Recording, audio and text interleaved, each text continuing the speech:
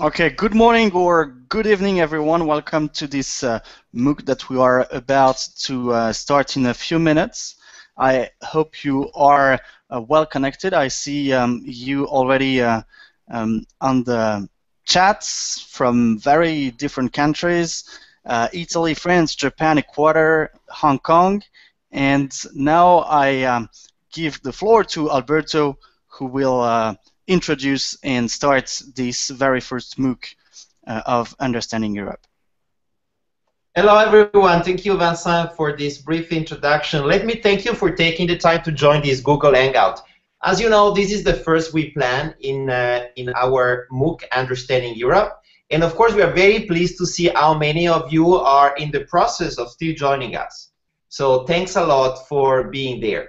I also hope that those of you who cannot attend live will be viewing this replay on YouTube or on the feedback and live section of the video lectures on the Coursera platform. So there will be a record of what we are discussing today together. I'm here participating from home, so we are all working remotely. We're in different locations. My clinical students are with Vincent Chauvet and Jessica Corsi on the NYU campus in Paris. And the sun seems to be shining all over Europe today, so we are particularly smiley and happy. Thanks to the whole staff, led by Vanessa Klein, operating from the HEC campus near Versailles in France, not too far from the famous Chateau of Versailles that you might have visited or you might visit one day. Let me say a few words about the structure of our Google Hangout today. This Hangout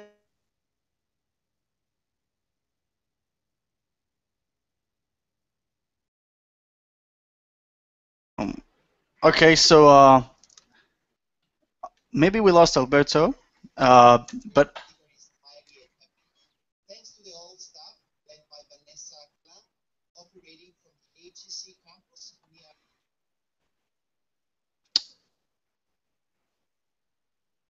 But anyway, as Alberto told you, the structure of this Hangout will be hello.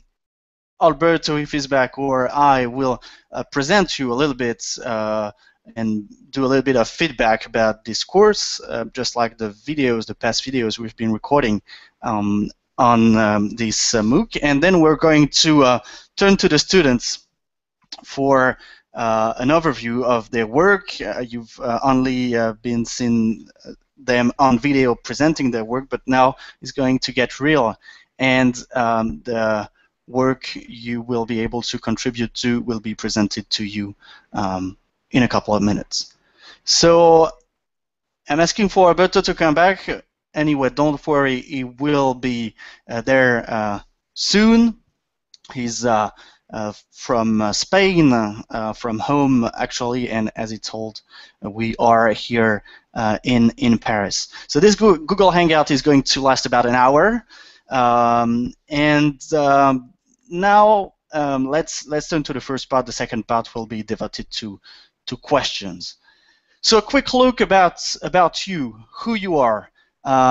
We've reached about 40,000 participants in the MOOC, and as you may know, the Facebook group counts more than 2,000 users, and we are glad to count on contributions from all over the world, and you're representing it right now on this live session.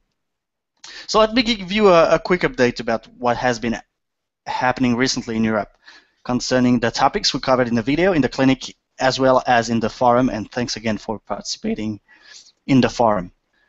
So many of you have been concerned regarding the situation in Ukraine, and very interesting debates have taken place about the role that the EU must play in that situation. As Alberto explained to you last week, we will not discuss the European Common Foreign and Security Policy in this course, but you're very welcome to keep on following the events and debating the issues in the forum. A special thanks to Denis Chernov from Ukraine for his very interesting letter and contribution on this topic that was heavily debated on the forum. We've also seen you busy discussing the European Citizens Initiative and TTIP projects, and we'll talk about this a little bit more with the students. To give you more time to contribute to the clinical work, we've extended the due dates for the clinic survey, so please do not hesitate to fill them out in order to have your say on informing the clinical work and assessing our in-class students. So the new deadline is Friday, March 21st. Have a look at these questions, and you know it's extra points for you if you are interested in getting more points and improving your grade in this course. So many other subjects as well have been discussed in the forum, and we're very glad to see that our MOOC and this forum has become a new forum in the very Greek sense of the word, so that's a public place where everyone comes and equally discusses this topic. So I would like to take a little bit of time to highlight a few of the most recent developments in Europe regarding our field of study. During the plenary session of the European Parliament that a couple of students attended yesterday and the day before with Jessica Corsi and Alberto Alemano, as civil society activists that we are, the members of the European Parliament that we saw voted on and discussed various topics of interest that are going to be explained just now. So regarding the common charger for mobile devices, you've been discussing that heavily in the forum, saying, is it a good, a bad idea? Is it a smart regulation or a dictatorship rule? So the draft directive laying down the harmonized rules for all radio equipments, including mobile phones and car door openers, has been approved by 550 votes to 12, so almost unanimity, and has still to be formally approved by the Council. If so, member states will have 2 years to transpose the rules in their national laws, and manufacturers will have 1 additional year to comply. So in 3 years' time, you will be enjoying in Europe the same charger for every kind of electronic devices. Also in this plenary session, the MEPs discussed issues regarding data protection and the NSA and demanded that the US stop mass surveillance. In a resolution discussed this Wednesday, the members of the European Parliament stressed that Parliament should withhold its consent for the final Transatlantic Trade and Investment Partnership, so-called TTIP, that you will hear about in the following steps of this Hangout. So they demanded that this trade negotiation are held unless the US fully respects EU fundamental rights. The resolution also calls for removing data protection from TTIP talks. And additionally, members of the European Parliament urge a couple of countries, more than a couple, in fact, the UK, France, Germany, Sweden, the Netherlands, and Poland, to clarify the allegations of mass surveillance and their compatibility with EU law. The resolution was backed by 500 votes as well, so big majority for this topic. Finally, regarding personal data, and Alberto is maybe back to explain this to you. So you will see that in the plenary session also, they decided that data transfer to non-EU countries would be amended so that firms like Google or Facebook who want to disclose any of your personal data will need to let you and the national data protection authorities in each of the 28 member states to know that beforehand. Additionally, to disclose your data, you would need authorization to better protect your data, personal data on the internet.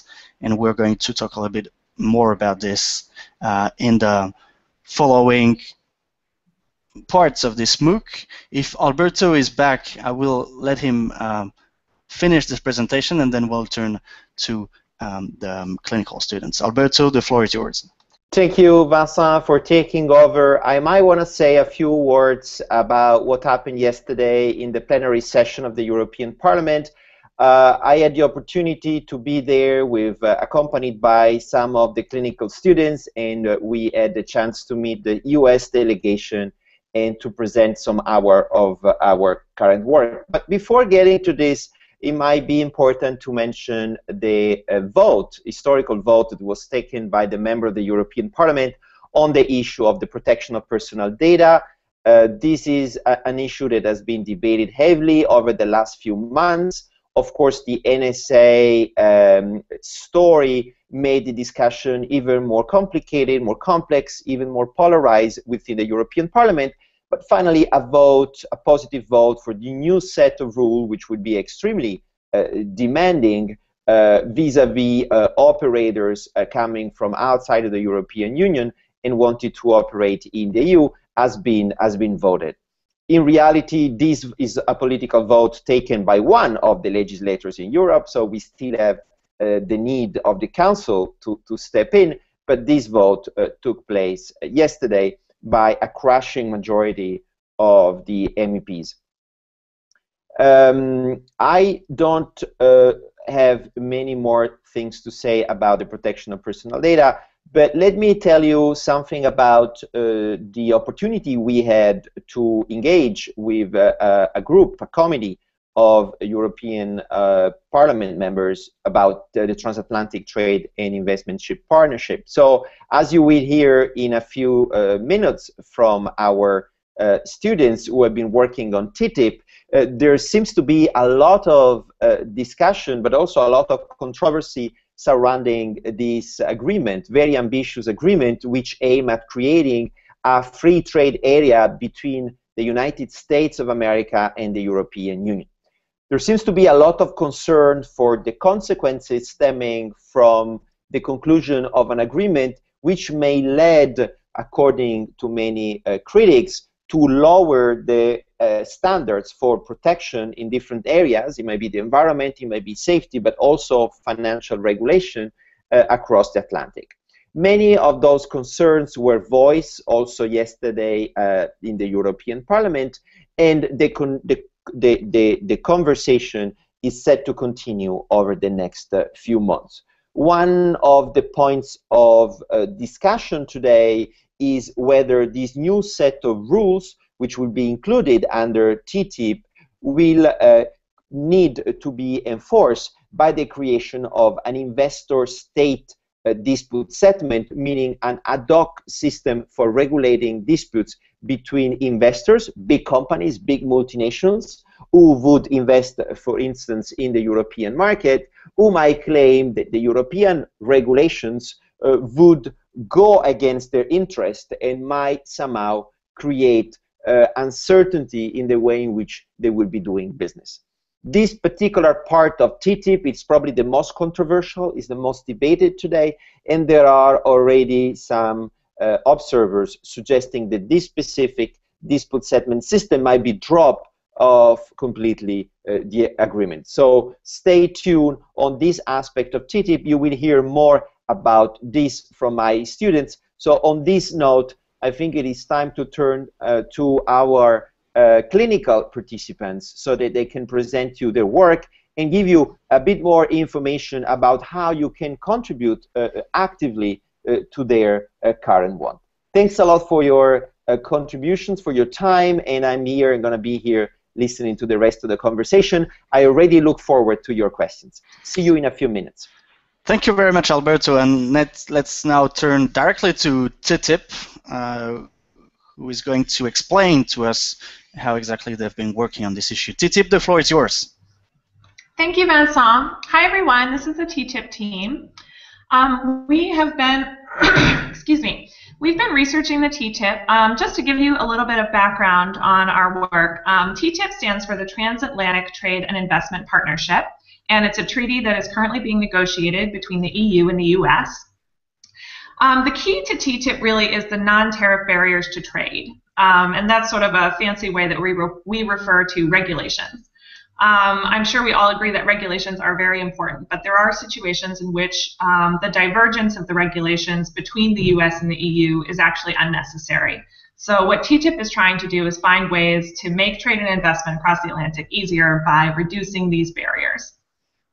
The hope is that this effort will increase trade and improve the economy on both sides of the Atlantic.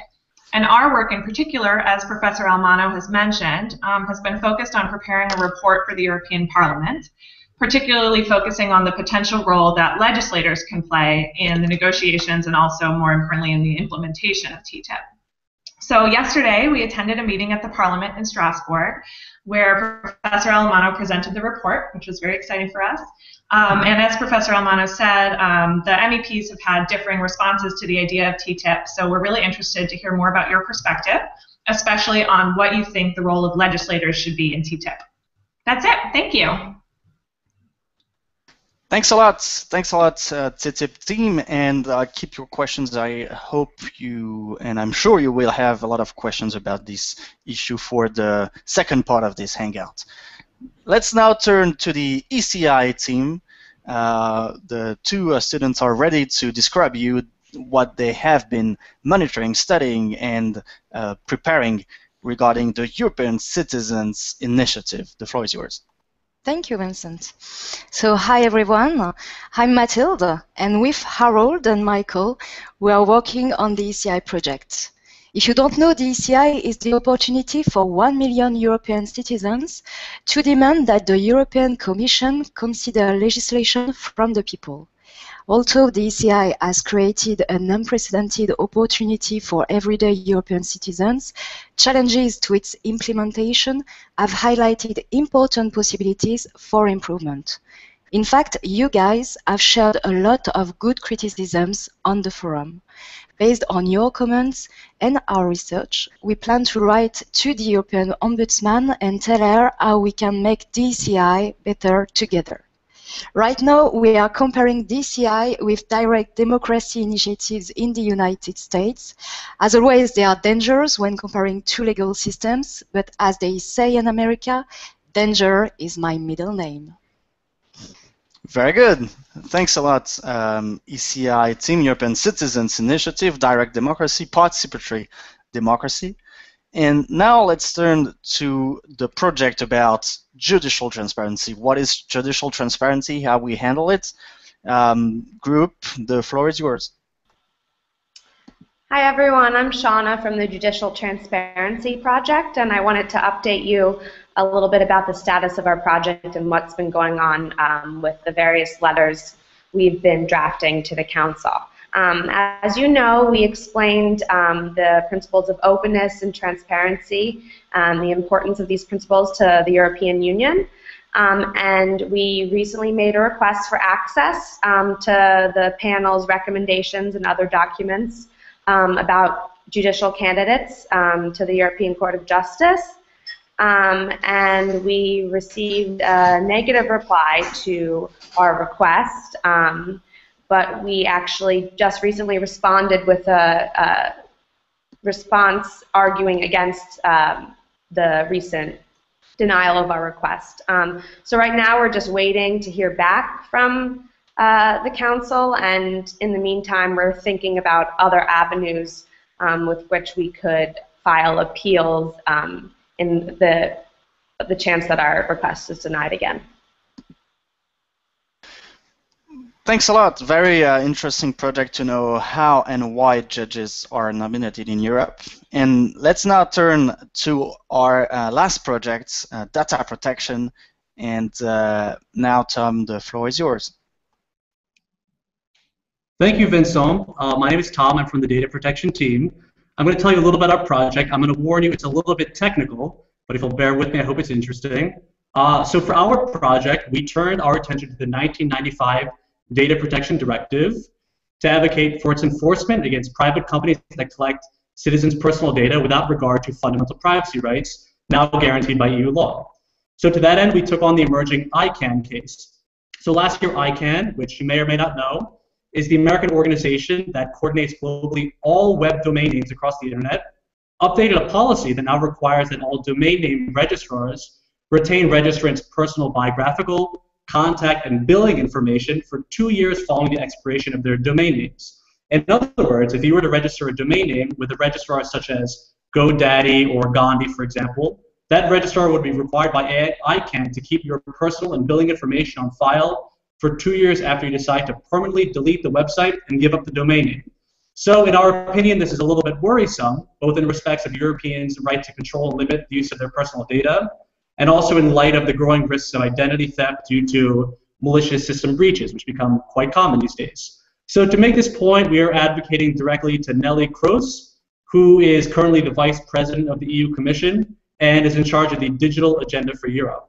So she's been quite vocal about ICANN's governance structure, but she hasn't yet addressed the issue of data privacy in her statements. So right now we're in the process of writing a brief to her, and we're going to be addressing ICANN's data retention policy from a legal perspective. And we aim to explain to her, using existing legislation and ECJ case law, why ICANN's policy is an interference in the privacy rights, and ultimately why that interference is disproportionate to the reasons that ICANN asserts is for its data collection policy. So hopefully, in the end, our ultimate goal is to influence the official European position regarding ICANN. Thank you. Thanks a lot. Very good presentation, Tom. And now we're a bit ahead of schedule for you to pose and to ask your questions.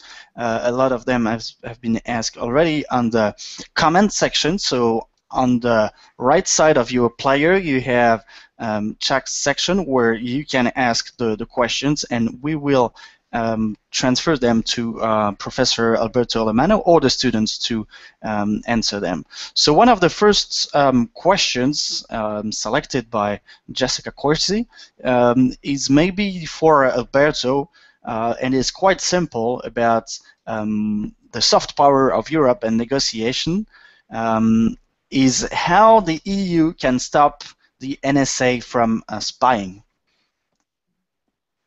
Alberto? Yes, I don't have access to the text of the question, so I could not really double check the exact language. But certainly, this question immediately raised the issue about the European competence to tackle an issue which relates to what? Well, first of all, there is an issue of having access to privacy, meaning to information, to data that they are gathered by, in general, public authorities within another jurisdiction. So this is one of the domain, let's say, of intervention that we have to ask whether the European Union is competent about. Until now, as you know, the approach over this has been quite fragmented. The different countries seems to have a different understanding of what the European Union prerogatives are on these particular issues, and this is why basically the European Union did not speak with one voice, and this NCA, let's say, scandal or these revelations simply had the effect of somehow leading the European leaders to revise the current regulation, the pre-existing regulation, but certainly did not empower the European Union to do more about creating the uniform conditions under which this kind of tapping might occur in Europe, or the European Union might actually lead them outside of the EU. So I would say it is like status quo, no more competences for the EU in this particular area, but certainly a revised framework that we still have to see how it will unfold. But again, this will play a role in the next few months when more regulatory proposals might be expected in order to tackle this issue. Thanks a lot, Alberto. And I will answer to one of the questions I've been seeing. So yes, there is a clinical project about lobbying and lobbying transparency, and I hope we'll be able to present you in the next Hangouts and meetup events. We're going to talk about real-life meetup events in Paris, namely. But the students taking care of this project are now sick, and we're not able to join this Hangout. So you will find out more about this in the next sessions. And I will like also to remind you that all the clinical projects will put online a one-page summary of their work and explaining you the position they're going to take and the action they are undertaking, and open this for comments, for your comments, so that you'll be able to contribute. So now I see another questions maybe for Alberto or the TTIP team from Tichenko. It's more a remark than a question, but I can turn it into a question. Is how is the process of TTIP going in the US, and I would like to add in Europe? How far are we in the negotiations of the TTIP agreements? Maybe TTIP team, you want to answer? Vincent, I think Professor Almano may be in a better position to answer this question. Okay, very good. So Alberto, it's your call.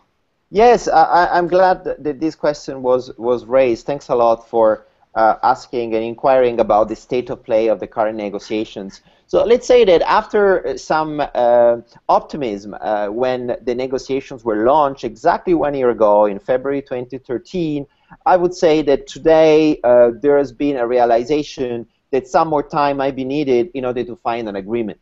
So we might need at least 1 extra year in order to have a text on the table. The objective is to have an agreement by the end of the Obama administration. At least that's what both delegations said publicly.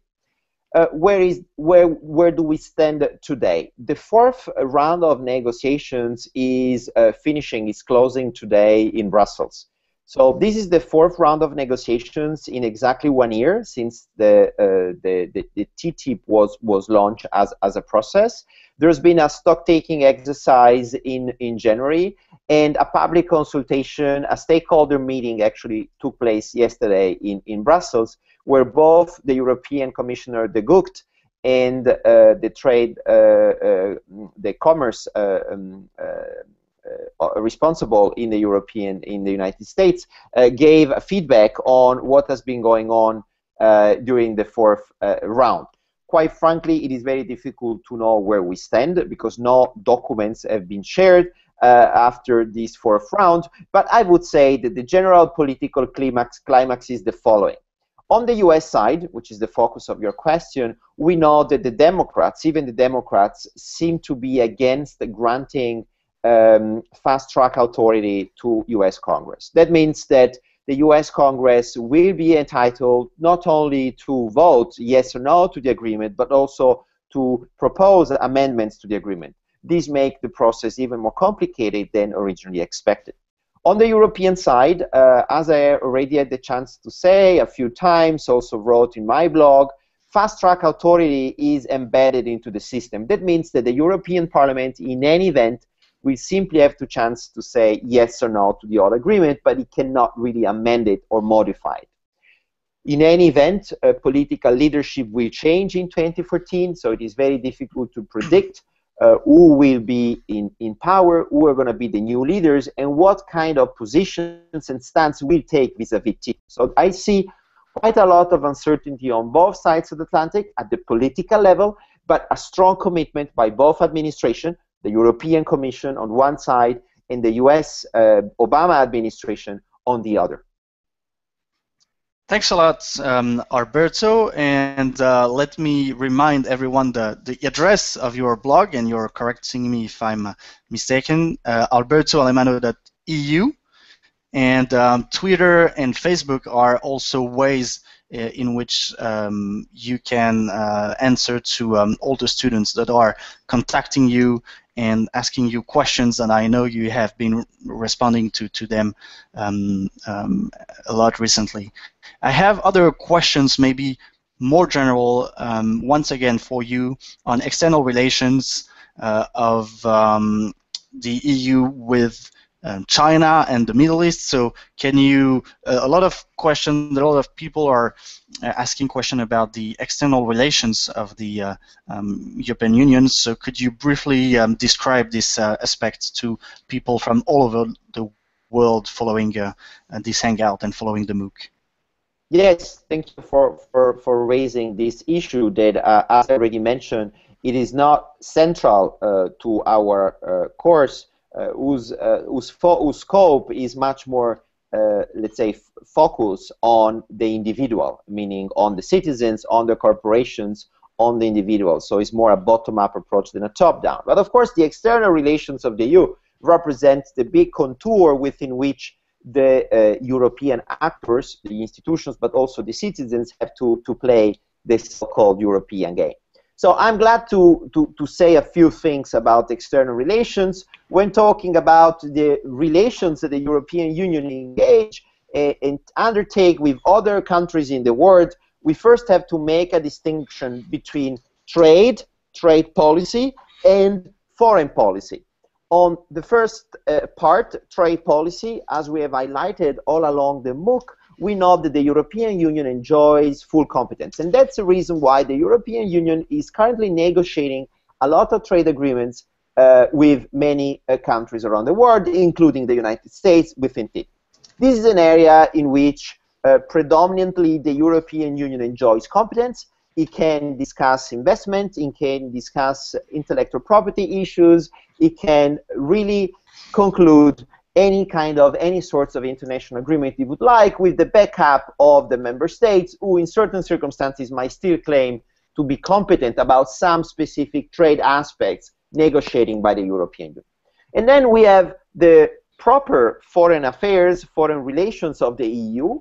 That's where the situation is slightly more complicated, because as you might remember, this belongs to those policy areas that originally were not part of the European communities, and where the so-called community method does not apply. That means that there cannot be a qualified majority vote in issues related to foreign affairs. However, the European Union is striving to speak with one voice.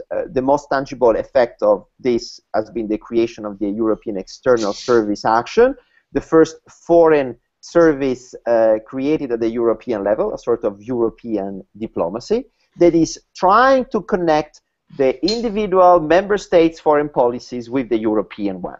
So there is an effort to coordinate the national individual foreign policy with a European policy, but we certainly do not have the same level of consistency we can find into the trade area. So it is pretty clear that despite our efforts to take a common position vis-à-vis Ukraine, this position is emerging, but of course there are increasingly nuances. There are many nuances, and if you read the declaration taken this week by the European leaders, and that Mr. Barroso announced a couple of days ago, you will see that there's a compromise position, meaning that you don't necessarily take a clear stance on what the European Union is thinking vis-à-vis Ukraine in this particular moment. Thanks a lot, Alberto, and I will answer to a couple of questions about our projects about lobbying transparency.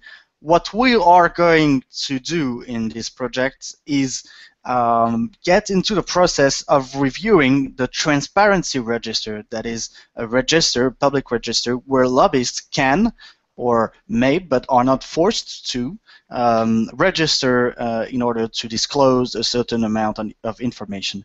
And there has been a lot of criticism about this system, and we're trying to see how the US experience in Washington can help us improve the European system of having a transparency register. And we would like also all of you, we've had already meaningful contributions in the forum regarding this issue. We'd like you to tell us how lobbying is regulated in your country. Do you have a register? What information are disclosed? And we'll try to get the best practices from most democracies to improve the system of lobbying in Brussels. I would like now to go to the questions about judicial transparency. A couple of interesting and precise questions that can be asked, so maybe to the students of this group, Judicial Transparency, and if not to Alberto. So the questions are as follows. How can the EU influence the pool of judges being proposed so that we don't end up with white male candidates? And second questions, do you intend to, what exactly do you intend to disclose from the candidates? Should we also take into account the political views of the candidates, like in the US Supreme Court with questions of nominating progressive or conservative Democrats or Republicans? So maybe Judicial Transparency Group, if you can hear me, those questions are to you, and maybe Alberto will answer the rest of these questions.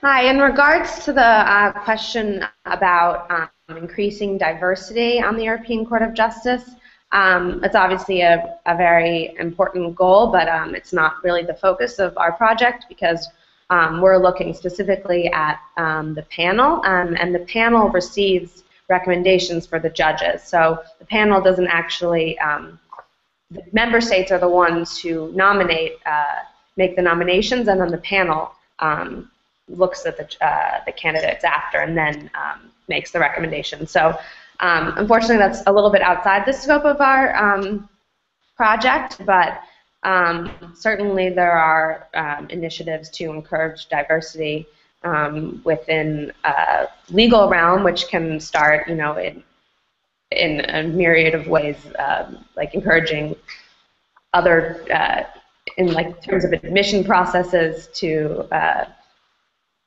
law school and that sort of thing. But that's a little bit outside the scope. And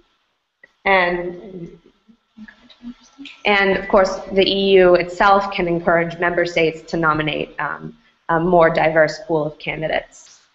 And the second question, could you refresh me on the second question? So two questions. How are we having diverse candidates? But I think you answered. And do you want to disclose, what information do you want to disclose? Is it the political affiliation or thoughts of the candidates being nominated judges, like it is an important criterion in the US for nominating judges to the Supreme Court? Yeah, we're more interested in the background and their CV and why they're qualified, not their political views, because we're not interested in public hearings in the way that there are public hearings in other countries such as the United States or Canada or Brazil. But for us, we're just looking at the documents and the internal deliberations of the panel.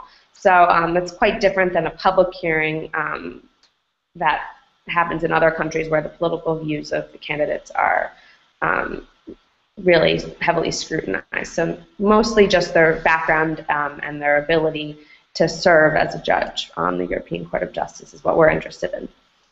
Okay, thanks a lot. Alberto, anything to add on these questions? I think what was said by Shona is absolutely impeccable. That's the situation in which we are. The committee's work is merely to provide an opinion about the suitability of the candidates who have been put forward by the member states. So it is really up to the member states to ensure diversity when making their nomination process. And unfortunately, the European Union cannot do much about it. So we cannot ask the committee to change the rules of the game in such a way, but we have witnessed over the last few months a sort of tendency and trend of the committee, the 255 committee, to also possibly interpret the criteria and the selection process at the national level in a way that might encourage the member states to change their policy and to embrace more diversity. So certainly gender balance, it is a priority for the judicial diversity of the court. Unfortunately, until now, female judges and female advocate general have been a minority. They always existed, at least since the 70s and 80s, but they remain to be a minority, and some possible efforts by the member states should be undertaken. But as correctly pointed out, we are not in the position to do so within the framework of the current constitutional framework for the appointment. In terms of disclosure, we are interested in gaining access to the opinions that have been drafted by the committee, because we would like to know more about the process through which these candidates were selected at the national level and how they were scrutinized by the different members of the panel. For the time being, I would like to draw your attention to the fact that I will give you the exact number of the opinions. We had 67 opinions which were drafted by this committee, and 7 out of 67 were negative, meaning were unfavorable. And in all... Okay, Alberto, I think you're finished, or you will come back on this issue later. But I had question now to TTIP, the TTIP team, and the question is very precise. And Alberto, were you finished with your previous explanations? I'm done. Okay, very good. So the TTIP question is, let me read it exactly. Does TTIP include an investor state dispute settlement that allows corporations to sue governments at offshore arbitration panels of corporate lawyers, bypassing domestic courts? Is that true? Why? And I think you have an answer to this question. TTIP team. Thank you for the question, Vincent. So as of now, there's no public draft of TTIP available, so we don't know for sure what will be included, but there has been discussion about dispute resolution mechanisms, and the idea has certainly been very controversial. As Professor Almano touched upon earlier, there may be no consensus ultimately on this issue, and it may result in dropping the investor state dispute resolution mechanism from the negotiations. Professor Almano, do you have any more insight on this issue? Yes, since the question already addressed and somehow suggested which is the rationale for investor state dispute settlement mechanism, I would like to address this specific issue. Certainly, the idea of creating within a trade agreement a specific mechanism to solve the disputes arising out between the investors and the hosting states certainly tries to create a privileged channel for solving disputes. Why do we need so? Because historically, if you think about the following example, if we have an investor which is coming into Europe and is somehow getting in trouble, there is a sort of assumption that the national courts in Europe might discriminate against him vis-a-vis the hosting European countries. In other words, the national courts would be biased against an investors and would tend not to recognize his rights. So the rationale for an investor state dispute mechanism is simply to circumvent the national judicial system in order to create an ad hoc, more independent, supposedly more neutral system for solving disputes.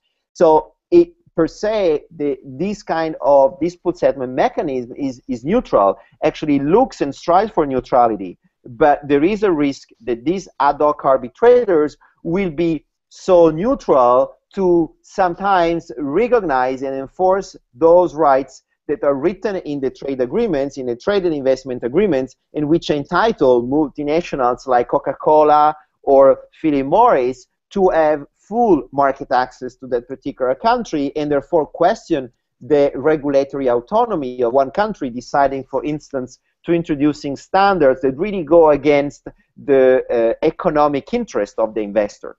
So I would say we have to be very objective and very focused on this. There are very few instances in which this mechanism of investor-state disputes led big multinational to go against the interest of the hosting states. There are only few circumstances, but of course these circumstances raise a lot of concern about the possibility of big corporate power to somehow getting control of the way in which the policy making and the regulatory process works in the hosting country. So this remains to be a very hot question within TTIP, and as it was already mentioned, we don't have an answer today. We don't even have access to a text, so we don't know what kind of investor-state dispute is currently at stake. It is currently debated today, and what we notice today is that the Trade Commissioner, de Gucht, decided to have a public consultation on this specific part of the agreement, meaning that from next week onwards, we're going to have submissions coming from all over the world, from civil society, from multinationals, corporate works, and NGOs, suggesting ideas on how to shape this specific state-investor dispute mechanism. Thanks a lot, Alberto. And I have now quick question before going to the ECI team about neighboring policy and enlargements. And the questions, if I can sum up, are: is the EU going to expand more, to enlarge more? Can African countries join the EU? And if not, how the EU can bring closer relationship to these countries? And a question especially about Egypt and the Middle East, how the EU, if not integrating this country, can have stronger ties with neighboring countries. Alberto. Alberto? So Alberto, can you hear me? So I'm going to answer to the first part of this question. To go into the European Union, there are a couple of criteria, and one of them is being a European country. That's why some candidacy, like the candidacy of Morocco, could not go through, because as far as criteria for accession are concerned, it's not possible to join the EU. As regards closer relationship to countries like Egypt or the Middle East, there are some partnership, like the partnership between Europe and around the Mediterranean Sea, and some programs like programs MEDA for culture that are being implemented. And the neighboring policy is a term that has been coined for countries around the EU, and could also apply to countries like Ukraine, where the European Union can have closer ties, like for instance Turkey, which is not a EU member, is in a free trade area with Europe. Alberto, are you back to give us some more input on this question of enlargement and neighboring policy? I'm there, but I couldn't hear the entire question. I think that when talking about the neighborhood policy, and I think I'm going to address also a question which was asked from Africa, which really fits with this. I don't know whether it's the same question. The idea that we have to follow is that the European Union accession depends on very much on the so-called Copenhagen criteria that we have mentioned in the MOOC.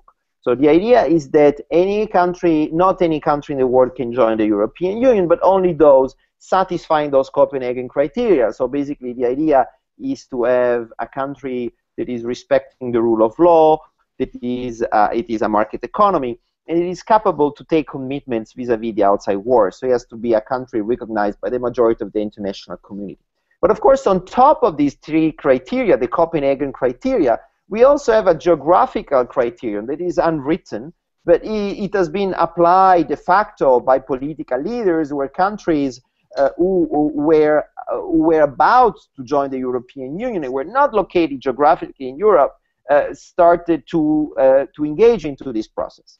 So it is an unwritten rule, but it seems very far-fetched to imagine countries which are located geographically outside of the European continent. And of course, we can discuss where the geographical borders of Europe, of the European continent, lie. Well, as a result of this difficulty of interpreting the geographical criterion, the European Union decided to expand the core business of its functioning to countries located well outside of the European continent. And just thinking about the countries located in Caucasus region, so these are mainly countries who used to belong to the Soviet Republic, who were absorbed under the European sphere because, and thanks to the neighborhood policy that I think was evoked and mentioned and discussed by Vincent earlier on.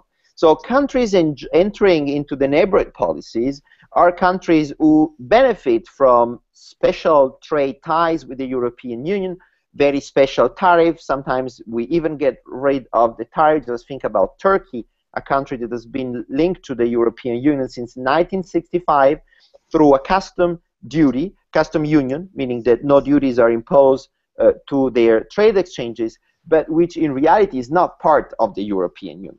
And this neighborhood policy has been revealed to be a possible compromise between full membership and outside country which have constant relationship with the European Union. What about the EU and Turkey? I just got this question. I think that the state of the debate today is the following. Turkey remains one of the privileged trade partners of the EU, one of its historical one. As I mentioned, since 1965, Turkey is part of the custom territory of the European Union. This has extended also to the free movement of persons, so it is much easier for a Turkish citizen than a citizen located in any other country in the Middle East to enter, to work, and to get established in the European Union, and vice versa. But currently, although Turkey gained the status of candidate country around 15 years ago, the negotiations have stalled, many chapters were reopened, some other were closed, and the current political climax does not seem to favor the rapprochement of Turkey to the European Union, and also the political agenda in Turkey does not seem to reward the European desire as it used to be the case a few years ago. So I would say that the current relationship between the EU and Turkey is of impasse. Thanks a lot, Alberto. And now let's turn to the questions about the European Citizens Initiative. And I have one, was about when we talked about women getting to a high position in the judicial branch, and namely being appointed judges. The question is about competence and then about process. It is, can the EU help getting better positions for women? So the question is yes, it's a competency of the EU. And then could it be possible through a ECI? And the answer is yes, and I would like the ECI team to explain a little bit how, if interested, you could launch your own ECI for, let's say, women's rights. ECI team. Thank you very much for the question. We really do appreciate. It's a good thing that ECI doesn't get neglected, because in fact it's actually one of the most powerful tools that we have for citizens to get involved in the European Union. Of course, how powerful it is exactly one of the questions that we're addressing now. Say it again, sorry? Benefit from within the European Union. So you would need to get 7 other people from 7 different member states together to form a committee, and then you have to go on to start collecting signatures after registering with the European Commission, collecting signatures, 1 million signatures. So far, there's only been one initiative that's been effective at getting that many signatures. And so after that point, I know it's excellent. The Right to Water has really done it, and on March 20th, we're going to get the report back from what the Commission and the Parliament thinks of the initiative. But that's a good example of how difficult it really is to achieve. The other issue that we have to think about is in the context of some of the work we're doing now. We are doing a comparison of the ballot initiative in some of the states in America, in the United States, who have the ability to actually take a petition, a successful signature petition, and put that law not in front of the legislature and not in front of the executive like you do here in the European Union, but in front of the people, the citizens of that state to vote on to create law. The question we would have for creating standards for women and trying to raise the bar for women to be able to have the same access to so many opportunities that women still are not able to take advantage of.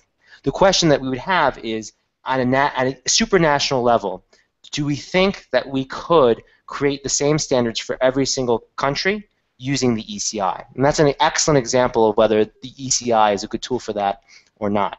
But we're looking forward to having people share more comments as they have already on the forum to be able to see what people think about how much is too much power and how easy is too easy for the ECI, and maybe how much further we have to go in order to make the ECI a reality for everyday citizens in the European Union. Thanks a lot, ECI team. And if I may introduce a question from the forum, what is the value added of ECI as regards the old way of getting to see your MEP, and especially now when it's campaigning time and MEPs are running the streets to get elected? What is the comparative advantage of doing such a thing as an ECI, or disadvantages as compared to reaching out to your regular representative? So I think that if we think about it, the difference between doing direct democracy and doing representative democracy offers different benefits. So direct democracy has a lot of challenges of its own. You have to go out and you have to go and collect signatures, sometimes door to door. The European Union, unlike the United States, actually allows for collection through the internet, which makes it easier. But it still is a process, and at least in the United States, it's required quite a bit of money in order to be able to do that. And that's not actually so unlike the challenges for representative democracy. There are a lot of representatives, and it's hard to get their attention, and often it's money that speaks. So if we'd like to sort of compare the two, I think there are two different avenues with some of the same challenges. Now, of course, the trouble with the ECI is that you're still going to have to go through a lot of the same elites in order to get your petition into law. That means that it has to be accepted by the Commission, and it has to be voted on and accepted by the Parliament also. So that means that as it currently stands, a lot of those same issues will come into play. But I think that if you actually were to use the two, that would be a very, very powerful mechanism. That is to say, if you start an ECI and you also lobby your local European Parliament member, then you can get their attention through a very successful petitioning. And you can also, once you get a certain number of representatives involved and representatives interested, also start to convince the Commission and the rest of the Parliament that this is an issue to take seriously once you get to Brussels. Thank you very much, ECI team. And unless you have questions for data protection, who is left alone, Tom, until now, we'll have to wrap up because it's about time. So before letting Alberto wrap up, I will answer technical MOOC questions. Where are the papers we talked about, the one-page position papers that the students are going to be putting online? Where will they be? They will be in the MOOC on Coursera. You will find them easily, be able to download and comment about them. So now, if you have no more specific questions in particular to data protection, I will let the floor to Alberto, and also tell you to read carefully your mails, since we will send mails and announcements about all that we've been discussing today. Alberto, if you want to wrap up, it's your turn now. Yes, it has been a tremendous experience to be here and to engage with you and to see many MOOC participants joining us live today. There have been a lot of people joining us, leaving us, joining again. So it has been extremely dynamic, the whole experience with the Hangout. let me thank this, of course, as exactly as the MOOC itself has been a team experience. So I would like to thank our director, Vanessa Klein, who has been putting together and creating with great attention and passion, as usual, this Google Hangout experience. I would like to thank Vincent for moderating, Jessica Corsi for following and being on the backstage and filtering a lot of questions. There have been many more questions selected, but we didn't have the time to address all of them. But please stay tuned. You can have, and you will have the chance to copy paste these questions again on the forum, and we will certainly get back to you on the Coursera platform. So I encourage you, all of you, to continue the conversation, not to stop it here on the Coursera platform. There will be more opportunities to discuss and to follow up on your expectations and needs. A big thank finally to my physical students, those you have seen in the videos and today for the first time saw and met live. They did a great job, an amazing job, and they also produced these short documents allowing you, enabling you to get a better understanding of the projects, and please help them as they are helping you in learning more about these fantastic issues. I wish you all the best wherever you are, and this will be a good weekend. Hopefully some of you will also have some time to go through our lecture number 4, because there will be already the videos of lecture number 5 who are ready to be uploaded next Tuesday, so stay tuned. Thanks a lot to everyone, and goodbye from my side.